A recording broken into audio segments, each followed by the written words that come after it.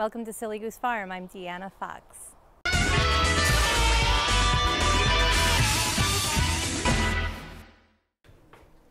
Hi there. So today we're going to make some pie, strawberry rhubarb pie actually, and we're starting with our pie crust. We're doing a classic pâte brisée recipe, but instead of just butter, I'm going to use butter and shortening, and I'll tell you why in just a minute. But first, let's get down to basics. So we're going to start with some pastry flour. So the reason I use pastry flour is because it just creates a more tender crust. So all of our recipes today can be found at farmfreshmarket.com. Make sure you're not compacting your flour down. You want to fluff it a little bit. So just kind of scoop it a few times with your scoop. And if you make a mess, it happens. And you'll notice with your pastry flour, it's kind of a finer texture. It's milled finer. If you don't have pastry flour though, you can definitely use all-purpose, it's fine. So we have that.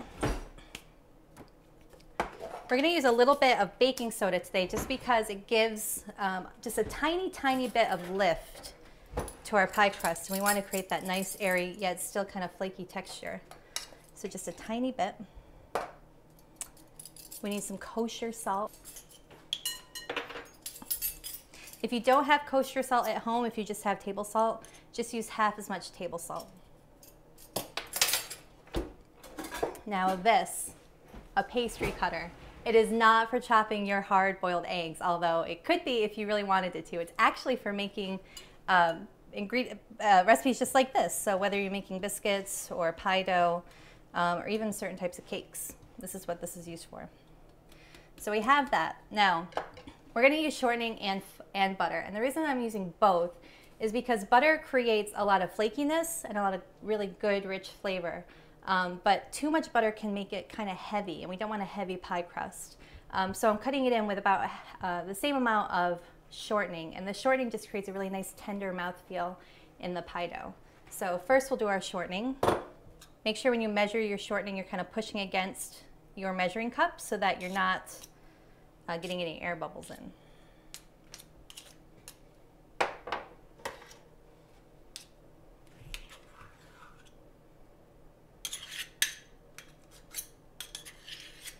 So I need 1/3 cup and about a tablespoon more. And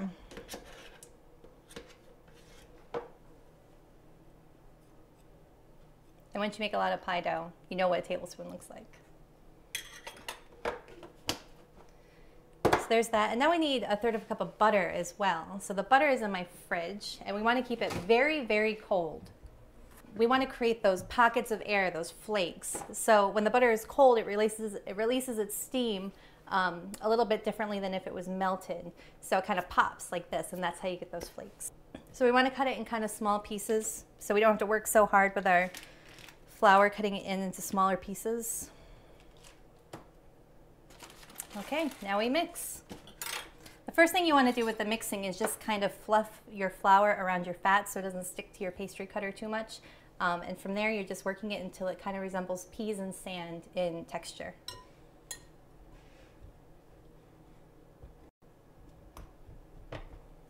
Okay, so I think we're about there. We have some really small, kind of sandy looking pieces, and then some bigger pieces that kind of the size of like big peas. They're kind of like lima bean size. So once that's all worked together, we need ice water. So I put some ice into water and then put it in my fridge just to keep it really cold. So I'll grab that quick. Kind of the rule of thumb with the water content is 5 to 7 tablespoons. It kind of depends on how fresh your flour is. We're gonna start with 5 and see how that gets us.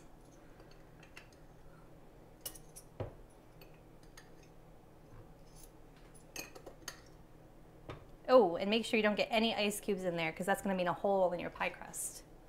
And nobody likes holes in their pie crust. So there's that. I'm just gonna come back and kind of mix it together.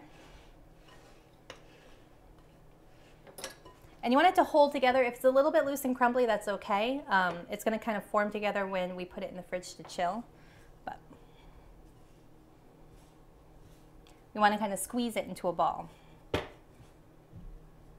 Make sure you're squeezing all those pieces of fat right in. That's the good stuff. I think we got it. Any little pieces of fat that stuck to the bottom of the bowl, make sure you kind of squeeze those in.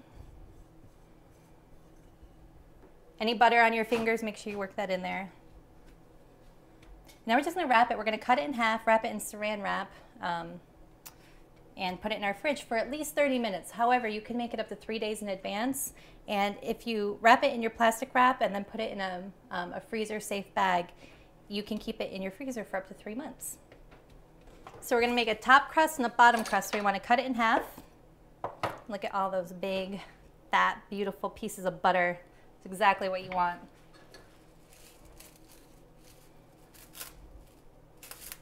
Wrap it loose with your plastic wrap and push down so you have kind of like a disc. It's just going to make it a lot easier when you roll it out. Okay, and it's in the fridge for at least 30 minutes just to chill, because we want our butter to kind of get real firm so we get those nice bursts of steam when we put it into the oven. We're making strawberry rhubarb. If you've never seen rhubarb, this is a rhubarb stalk. It comes in a big bush with a big green leaf on it. Don't eat the leaf. The leaf is not good for you, but rhubarb is great. And a lot of people don't know that it's really good in sweet pie. So you want to cut off, if you buy this at a market or at the grocery store, you want to trim off the cut end and then also the root end, because that kind of looks funky. So I'm just going to chop these into just like 1/2-inch segments. So the nice thing about this pie is that strawberries and rhubarb come into season at the same time. And usually after a winter of cream pies, even though they're so good, you kind of have a hankering for a fruit pie. So strawberry rhubarb is usually the first one to come into season. So you just want to take off the hull, the little green part, and kind of the stem end of your strawberry. And then we're just going to basically quarter it. If you wanted to go a little bit smaller with your fruit, you could. But remember that it all cooks down when it's cooking in your pie.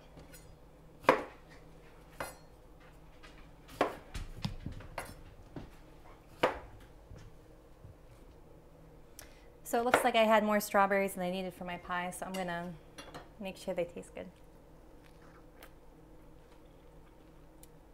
I think they'll do. The strawberries are real sweet, and the rhubarb adds a nice tang. So we're just going to add some minute tapioca. Make sure you get minute tapioca and you don't get like a large pearl tapioca. It's kind of a different process.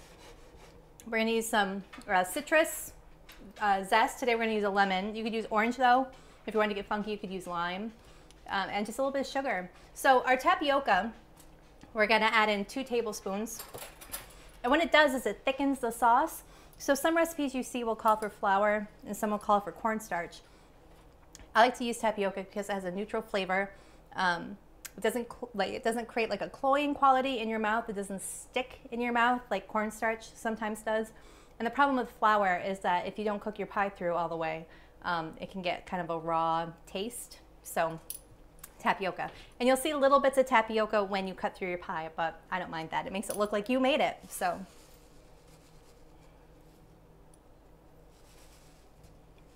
a little extra. Just a little bit of salt. We're not making it salty, we just want to balance out our flavors. So brown sugar, we're going to use about 2 tablespoons.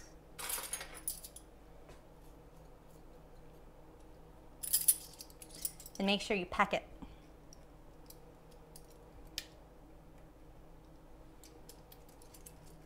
And then white sugar, we're going to need a 1/2 cup.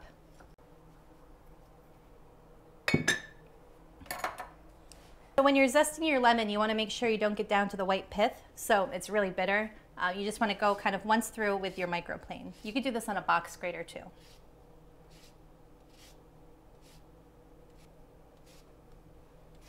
It smells so good already. So there's that. I'm just going to grab a spoon to stir it real quick. Just make sure everything is coated. It's going to release just a little bit of juice, and you'll see it already kind of starting to gel up before you put it in the pie. So we're just going to kind of let it set on the counter while we are making our pie dough, rolling it out.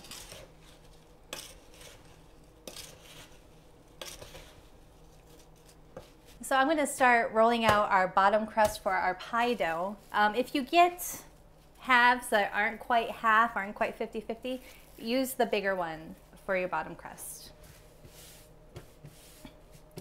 So my next door neighbor growing up, Mrs. Stiles, taught me how to make pie. She made a lot of pie, and this was actually her rolling pin that she let me have when she passed away. So I always feel a little tinge of nostalgia whenever I make pie.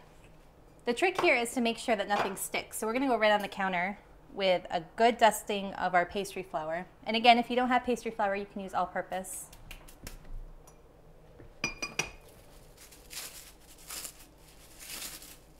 We're making a 9-inch pie today, so we want to make sure that our crust is big enough for our overhang and for the size of our pie plate.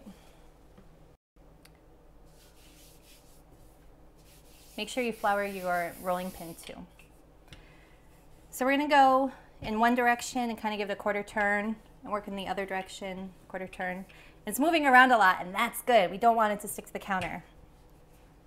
And work as quick as you can because we don't want our butter and our shortening to get soft again. If you feel like it's sticking a little bit, just kind of toss some flour underneath.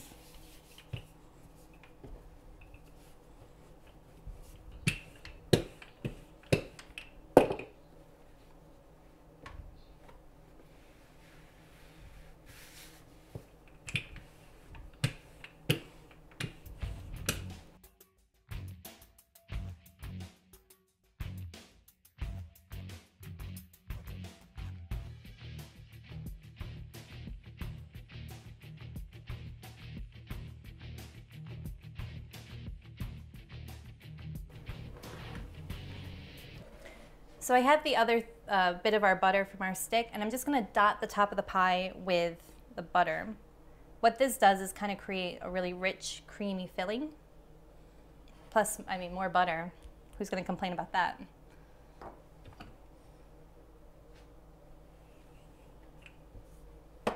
So I'm going to trim around the edge of our pie, just so we want to leave about 1 inch of dough around the outside.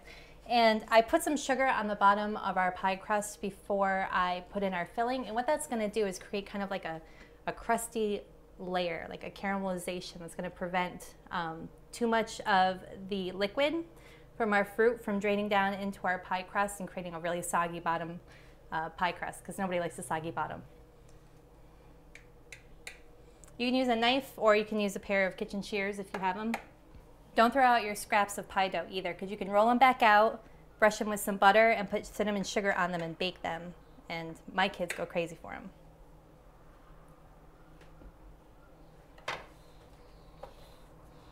What we're going to do here is kind of like a rolling technique. So we're going to take our top crust and kind of roll it under the bottom, but not roll it under our pan. We just kind of want to let it sit on that little ledge. And what this is doing is essentially sealing in all the juices on our pie. Now we're going to crimp. There's a ton of ways that you can crimp a pie. Some people just use a fork. Some people use the back of a spoon. I like to use my fingers. So all you do is take your thumb and your forefinger on whatever hand is dominant for you and put it on the kind of on the inside edge of the crust. And then take your other finger and you're just going to go around and kind of pinch it together.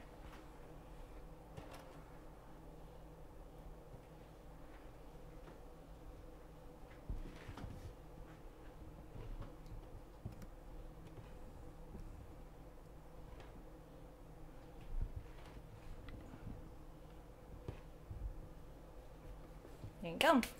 So I have an egg that I beat with a little bit of water, and we're just creating an egg wash. And what this is going to do is kind of help brown up our the top of our pie crust. So if you have a lot of extra flour on top, just kind of brush it off with your fingers.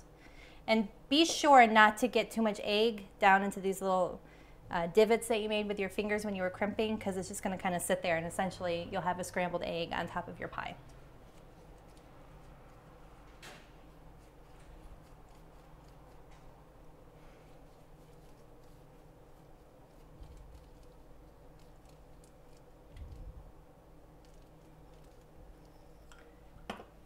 Once you do that, we're just going to take a little bit more sugar and sprinkle the top, and it's going to create like a nice crunch when we bite into our pie.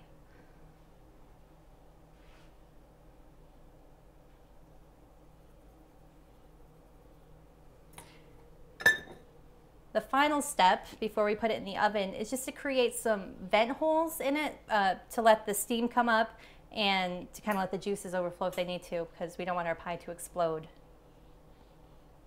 I like to do just 4 simple across, almost like a cross. And there it is. So I'm going to take some aluminum foil and take off 3 strips, and I'm going to put it around the edge of our pie, and that's going to keep the edges from getting too brown. So we have the edges all nice and covered with foil. I have a pie ring. You can put this on the bottom and it catches any of the drips that might come out, so you don't set off the smoke alarm in your house. If you don't have one of these, you can just put a baking sheet in the tray or the shelf below in your oven. Our oven's been preheated to 400 degrees. We're going to bake it at 400 for 20 minutes. What that does is kind of sets the crust. It kind of makes the butter kind of release that steam really quickly, and just kind of seals everything together. It almost like sears it, like if you were searing a steak at high heat. And then we're going to turn it down to 350 for probably another 30 minutes, and that's just going to cook the inside. And I know it's really tempting to look in on your pie, but don't do it. The first 20 minutes of 400 degrees, leave that door shut. So into the oven it goes, and we'll see it in about 50 minutes.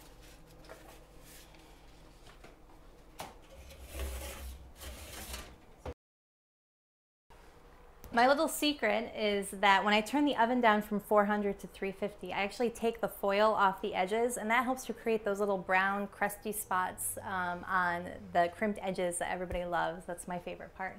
So I think it's done. I'm going to pull it out. Let's see. Oh, yeah. It's nice and bubbly on the inside. I can see the juices bubbling. It's nice and golden. You can see how the sugar kind of caramelized on top. And yeah, it's pretty good. So there it is, strawberry rhubarb pie. I think I'm going to eat some.